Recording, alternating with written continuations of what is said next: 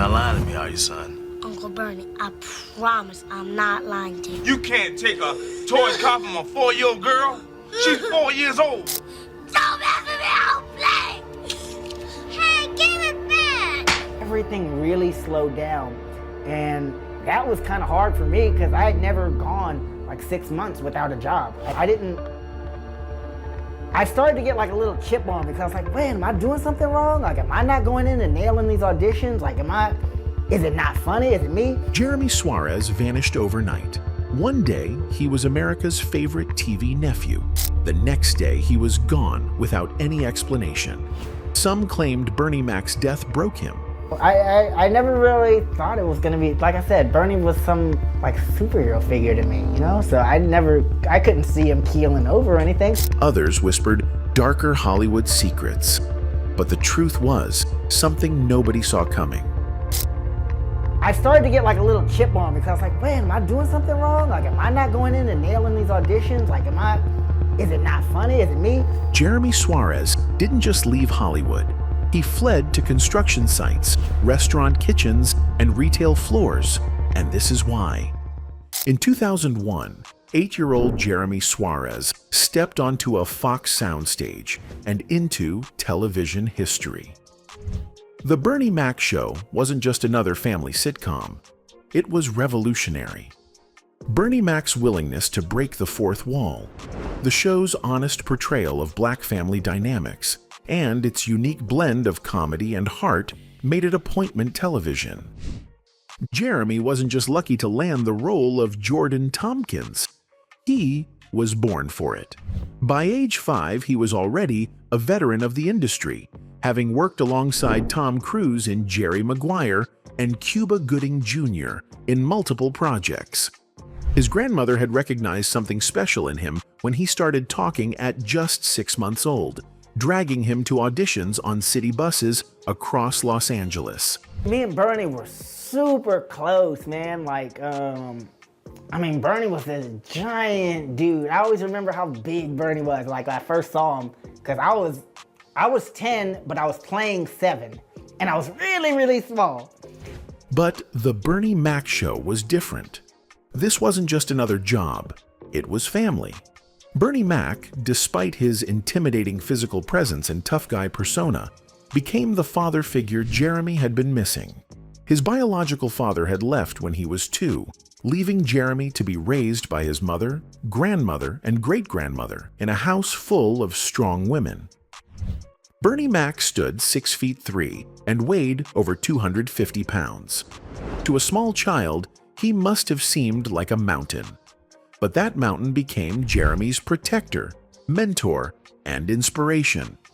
Mac didn't just treat the child actors like employees. He treated them like family. Every day at lunch, his dressing room became the heart of the set, where crew members of every level were welcome to eat and laugh together. Bernie's room, like Bernie would get catering every single day, and in his dressing room, if you didn't bring lunch, I don't care if you was the best boy or the sound guy, if you wanted to go get some lunch, hey, go get some lunch, Bernie's got it. The show's success was immediate and undeniable. Critics praised its authentic portrayal of black family life, its willingness to tackle serious issues with humor, and Bernie Mac's magnetic screen presence. For Jeremy, it meant stability, recognition, and the kind of career most child actors only dream of. He received NAACP Image Award nominations, worked alongside wrestling legends like Stone Cold Steve Austin and Triple H, and became a recognizable face to millions of American families. But beneath the success, something was brewing that would eventually destroy everything. The entertainment industry has never been kind to child actors, and Jeremy was about to learn that lesson in the most brutal way possible. By 2006, Jeremy was 16 years old and still playing a character designed for a much younger child. The show had run for 5 successful seasons, but Fox was ready to move on. The cancellation hit the cast like a thunderbolt, not because they didn't expect it, but because of how it happened. There was no proper goodbye, no closure, no final celebration of what they'd built together. The family that had been created on that soundstage was suddenly, unceremoniously scattered to the winds. And for Jeremy, that was just the beginning of his problems. When The Bernie Mac Show ended in 2006, Jeremy Suarez found himself in what industry insiders call the dead zone, that brutal period where child actors are too old to play children but too young to play adults. At 16, he looked like he could be anywhere from 14 to 18, but Hollywood's cold mathematics worked against him at every turn. But at that age, they would much rather hire somebody who's like 19 to play that age because they don't have child actor laws. So not only are they not restricted to only working you 9.5 hours a day, they also don't have to hire a teacher. So it's vastly cheaper to hire an adult. The reality of child actor labor laws became Jeremy's prison. Any production hiring an actual minor faced a maze of restrictions: limited working hours, mandatory on-set tutoring, additional insurance costs, and constant supervision requirements. For budget-conscious producers, the choice was simple: hire a 19-year-old to play 16 and avoid the hassle entirely. Jeremy had never experienced rejection on this scale. Throughout his childhood, work had been constant. From Pampers commercials as a toddler to major motion pictures, he'd rarely gone more than a few months without booking something. The phone calls from his agent became less frequent, then stopped altogether. Auditions that once felt like formalities became exercises in futility. I had never gone like 6 months without a job. I had never done that. And so I started to get like a little chip on me because I was like, man, am I doing something wrong? The psychological impact was devastating. For most people, their first job rejection comes in their 20s, when they have some emotional framework for handling disappointment. Jeremy was facing systematic career destruction at 16, during the most vulnerable period of human psychological development. The industry that had shaped his identity since infancy was now telling him he wasn't wanted. Every no felt personal. Every role that went to an older actor felt like theft. The confidence that had carried him through hundreds of auditions began to crumble, replaced by self-doubt and bitter questions that had no good answers. Making matters worse was the complete lack of preparation for this reality. Child actors are often surrounded by adults who have financial incentives to keep them optimistic and compliant. Agents, managers, and even family members rarely discuss the statistical likelihood of career continuity, because that conversation might interfere with the money-making years. Jeremy found himself in a uniquely modern form of limbo. He was too famous to disappear quietly, but not famous enough to demand roles. Fans still recognized him from reruns, still expected him to be the lovable Jordan Tompkins they remembered. But that character had become a prison, defining him in ways that made casting directors unable to see him as anything else. The cruel irony was that Jeremy's skills as an actor had never been better. Years of professional experience had honed his craft to a razor's edge. He understood timing, character development, and screen presence in ways that many adult actors never master. But none of that mattered when the business model actively worked against his age bracket. As months turned into years without meaningful work, Jeremy began to realize that his disappearance from Hollywood wasn't temporary. It was permanent, at least for now, and that realization would force him to make a choice that would define the rest of his life. On August 9th, 2008, Jeremy Suarez received the phone call that shattered his world.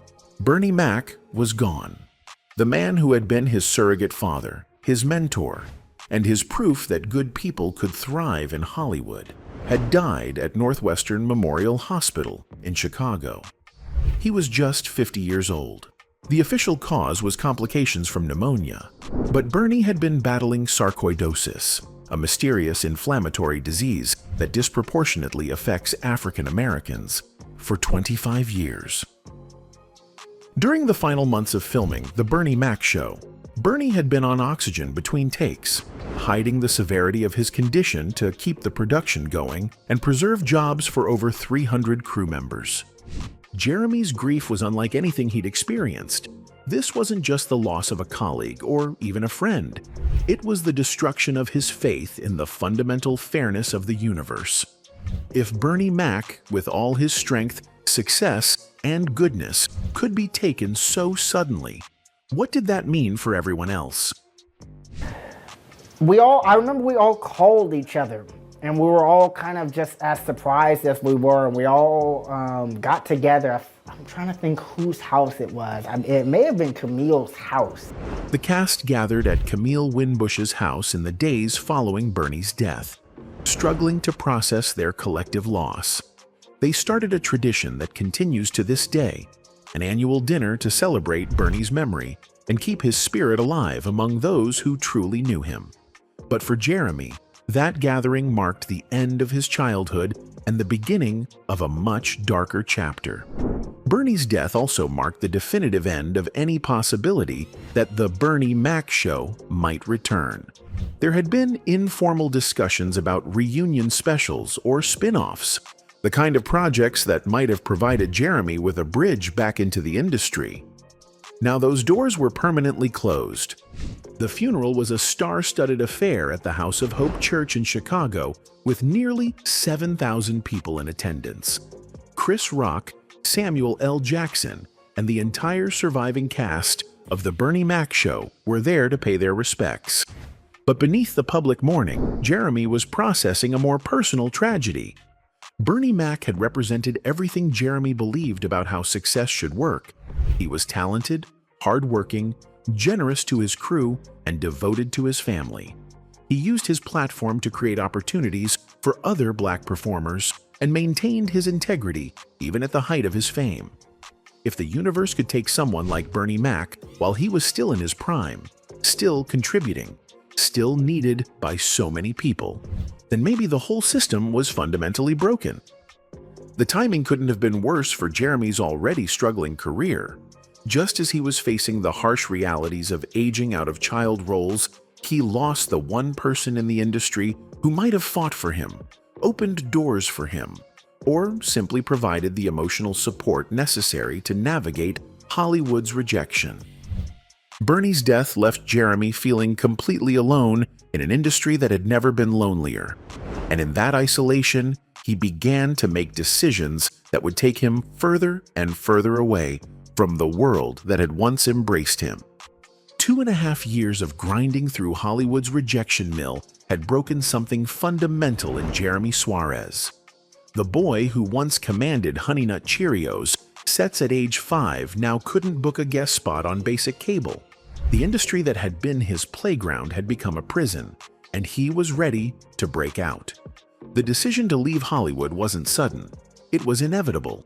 Every failed audition, every role that went to someone older, every agent who stopped returning calls had been pushing him toward this moment. But it took courage to actually walk away from everything he'd known since infancy. Jeremy's stepfather worked construction, specifically as a boilermaker building power plants across Southern California. It was dangerous, physically demanding work that required strength, endurance, and mental toughness. For a young man who had spent his entire life in air-conditioned studios and craft service tables, it represented the ultimate test. The first day on the job site was a shock to Jeremy's system. The other workers knew exactly who he was, Jordan from The Bernie Mac Show, and they weren't impressed. They'd seen child actors before, usually as spoiled rich kids who thought they were better than everyone else. They were determined to run Jeremy off the job before he could prove them wrong. "Board meeting, kid," they'd yell, sending Jeremy to fetch boards that weighed as much as he did. They gave him the worst assignments, the heaviest lifting, the most dangerous tasks. They expected him to quit within a week, maybe 2, if he was stubborn. But something unexpected happened. Jeremy didn't quit.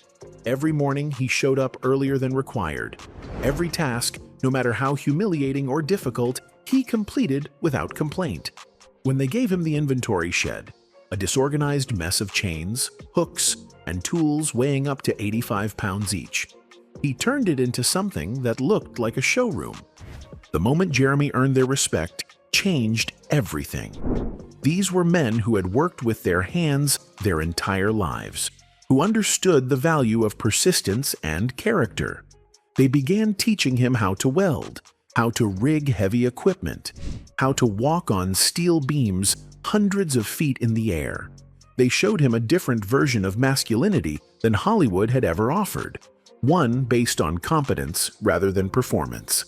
For 7 months, Jeremy learned to build power plants.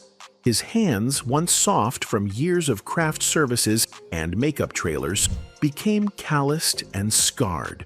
His body, which had never needed to be strong, developed muscles he didn't know he had. Most importantly, his mind began to understand that there were other ways to measure success than box office receipts and industry recognition. After construction came the restaurant industry. Jeremy worked as a line cook at a barbecue joint, trading the burn risk of welding for the burn risk of hot grills and fryer oil. The pace was relentless, the conditions brutal, but he found satisfaction in the simple act of feeding people. On Valentine's Day, after cutting open what felt like 100 heads of lettuce, he finally reached his breaking point and walked out. Not in defeat, but in triumph. He had proven to himself that he could survive anywhere. The retail job at AT&T came next, teaching Jeremy how to sell cable packages to people who didn't want them.